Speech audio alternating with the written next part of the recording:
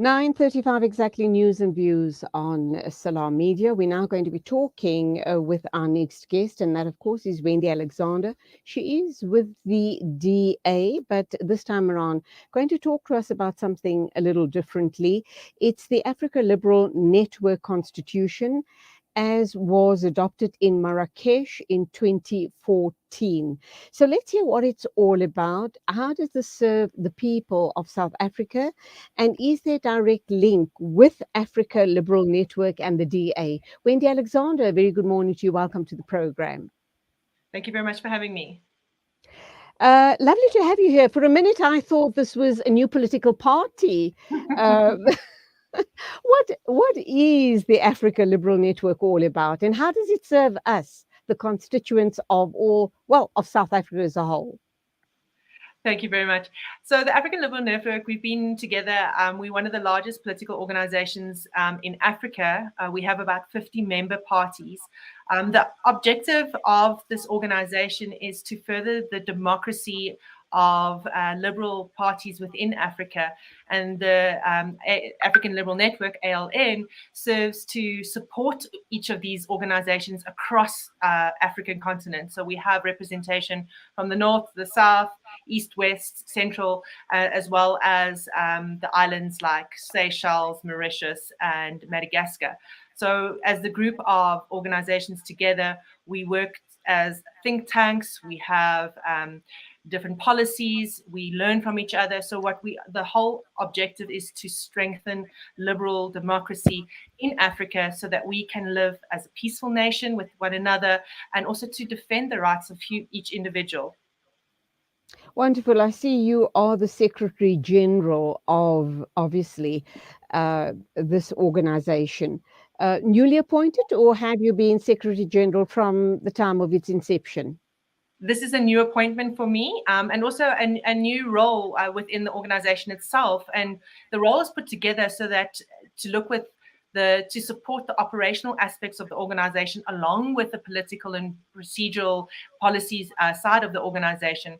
So it is for me to do whatever it is in my capacity to make sure that we develop our other member parties. Mhm. No a clash of interest, so to speak, between this role of yours and your position at the DA? No, the DA is a member of the Okay. African Liberal Network, and we look for the diversity across the organization ALN, so that we have a wide representation and from people from around the continent of Africa. And we just very successfully had our General Assembly this weekend, the past weekend, the first one we've had since COVID. So you can imagine that it is great, with great excitement, that we see each other all again from all over the continent. And at that general election, we redid our elections for our presidents and vice presidents. And it is very exciting that for the first time, ALN will now be represented by 5 out of the 9 executive positions in the ALN. So diversity, what we're striving for, and equality by having women in the executive has now been achieved for the first time ever. And we're extremely excited and grateful to see how this is going to unfold. Congratulations on your appointment. Undoubtedly, it's going to be meaningful, not only for you as a person, your personal capacity, but for the DA as well. But what about the rest of, the other political parties and South Africa as a whole? What is it that you're going to be bringing to the table, and what sort of successes have there been with this organization since 2014? Sorry. 2014. Mhm. So some of the successes that we have is that we work together with the different political organizations, and you will start to see that within Africa that there are successful elections of liberal parties now within the continent. We don't have to go too far, just with the election of the Zambian elections that have just yielded a result of a liberal party is now in government, as well as a female president. They are part of our organization, and through our being part of it and striving to make sure that there's free and fair elections, and to ensure that we can assist wherever possible, we now have seen a change in government to a liberal government in Zambia, just for an example.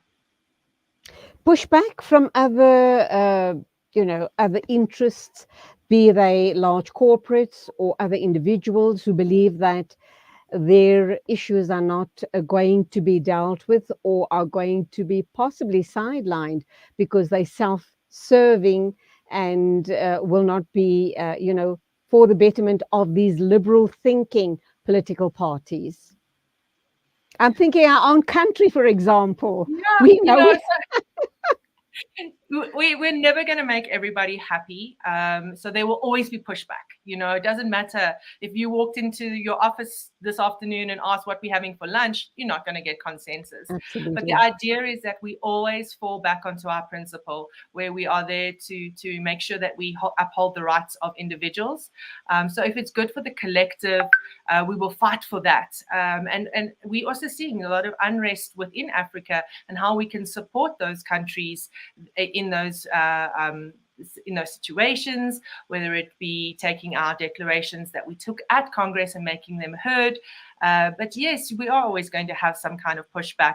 But again, we always, we come from a party that says, when in doubt, revert to our principles, and that is to make sure that the rights of each individual are served. And we've seen for far too long in my own country and for others that the rights of connected individuals seem to take the lion's share of whatever's that offer. And that's not okay when we see the likes of poverty and unemployment and inequality at the levels that we have. So we have to fight for what's right.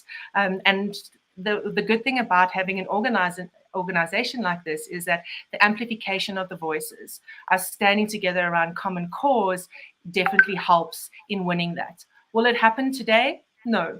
We have to stick the course 100%, and over time, we sat with a funding party from Europe that came through, and they spoke and they said, it took us 57 years to get into power or as the leading party, so sometimes we have to wait 57 years, but that's obviously not our objective. 57 years is a long time, but I do think that collectively, with a singular voice, that we have to stand against things that are difficult. That just brings to light. I had an interview just before I connected up with you with Dr. Dale McKinley, economic and political analyst.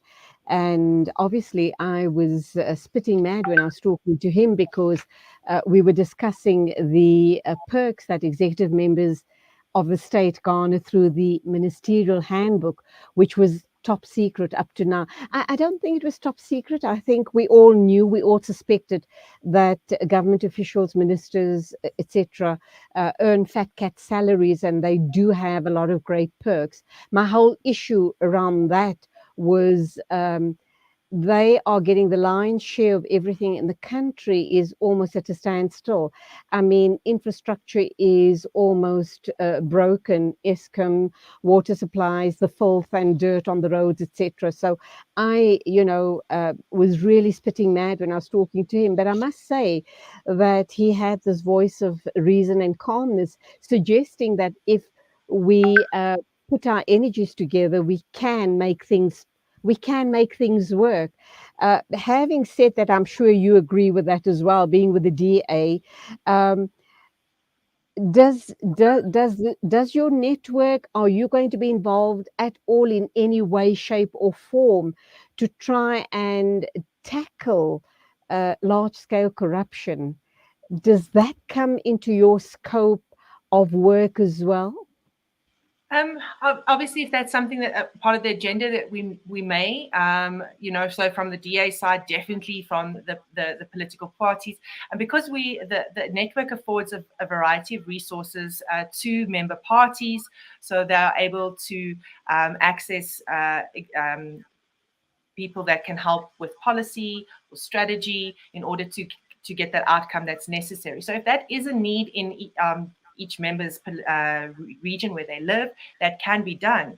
And if we just talk a little bit about what you've just said, and it's important for us as residents of the country of South Africa, if we talk for this instance, to pay attention to what's happening in budgets. And sometimes it's difficult and sometimes it's not as interesting. But if you unpack the South African budget, you'll see that the the government spends more money on the protection of the ministers in the parliament, which is a select handful of less than 35 cabinets, than they do on land restoration. So when the government talks about the balancing land rights and title, it's not reflected in the budgets. And we should be taking that on and saying, if you're talking about doing this, put your money where your mouth is, back up your policies, Absolutely. or is it just politicking? So we've got to start to get people to understand what it is that government's doing and where the injustices are. As South Africans, we have a load shedding schedule, and we just adapt our lives. I don't know if we often get like angry enough to say it's enough. It can't carry on. Absolutely. We just Mm. pick up whatever you throw at me, and I find a way to manage it. And I think the time is now that we have to say we deserve to have a government that cares about the people and delivers the basics, title deeds, good quality education, healthcare. That is the responsibility of the government.